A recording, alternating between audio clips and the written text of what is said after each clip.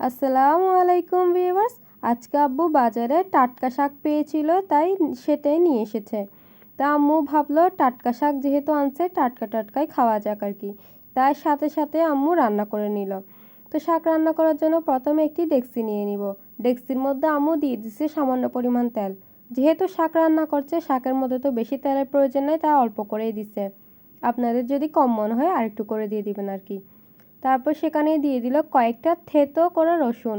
রসুনগুলো আপনারা চাইলে গোটাও দিতে পারেন, তবে থেতো করে দিলে ফ্লেভারটা বেশি ভালো আসে, তাই আম্মু থেতো করে দিয়েছে।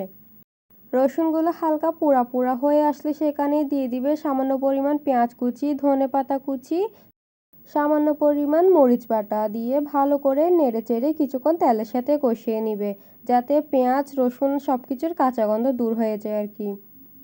যেহেতু মরিচ বাটাগুলোকে অনেকদিন সংরক্ষণ করে রাখার জন্য আম্মু মরিচ বাটার মধ্যে লবণ মিশিয়ে থাকে, তাই হচ্ছে এখানে এক্সট্রা লবণ ব্যবহার করবে না। আপনারা যদি মরিচ বাটার বদলে মরিচ গুঁড়ি ব্যবহার করেন তাহলে কিন্তু অবশ্যই এখানে লবণ দিতে হবে। তারপর দিয়ে দিবে বেশ কিছু পরিমাণ পানি। পানিগুলো একসাথেই দিয়ে দেওয়া হচ্ছে, এখানে আর কোনো পানি ব্যবহার করা হবে না।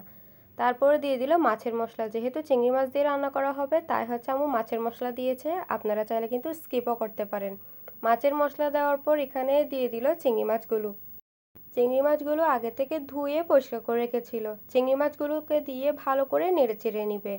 ভালো করে নেড়ে চেড়ে এগুলোতে বলক চলে আসার জন্য অপেক্ষা করবে। আপনাদের কাছে যদি সময় কম থাকে তাহলে ঢাকনা দিয়ে দিবেন, তবে আম্মু ঢাকনা ছাড়াই রান্না করে নিছে। আম্মু সবসময় চেষ্টা করে টাটকা জিনিস টাটকা টাটকাভাবেই রান্না করতে, কেননা টাটকা জিনিসের স্বাদই আলাদা। এই তো মাছের মধ্যে বলক চলে এসেছে। মাছের মধ্যে বলক চলে আসলে সেখানে দিয়ে দিবে আগে থেকে ভালো করে ধুয়ে পরিষ্কার করে রাখা শাক। শাকগুলো কিন্তু ভালো করে ধুতে হবে, কেননা শাকের মধ্যে কিন্তু প্রচুর বালি থাকে। তাই শাকগুলোকে ভালো করে পানিতে ভিজিয়ে রাখতে হবে আধা ঘন্টা, তারপর হচ্ছে এখান থেকে ভালো করে ধুয়ে নিতে হবে। বালি থেকে যাবে এই ভয়ে কখনো আম্মু আমাকে শাক ধুতে দেয় নাই। সবসময় আম্মুই ভালো করে ধুই, না হলে কিন্তু শাকের মধ্যে যদি একটু পরিমাণ বালিও থেকে যায় তাহলে কিন্তু শাকগুলো খাওয়ার সময় খুবই বাজে লাগবে খেতে। আর মুখের মধ্যে বালি বাসলে তো খাওয়াই যাবে না, ফেলে দিতে হবে। শাকগুলো দিয়ে চুলাকে একদম লো ফ্লেমে করে নিবে।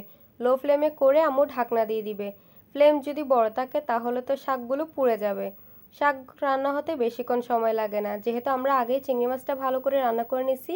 তারপর 5 মিনিট পরে দেখলাম শাকগুলো একদম মজে কমে গেছে।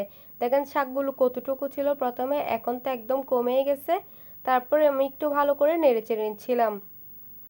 এখন চাইলে আপনারা কয়েকটা কাঁচামরিচ দিতে পারেন, তবে শাক খাওয়ার সময় আমরা কাঁচামরিচ দিয়ে খাই, তাই আম্মু এক্সট্রা কাঁচামরিচ দেয় নাই। এই তো রেডি আমাদের রেসিপি।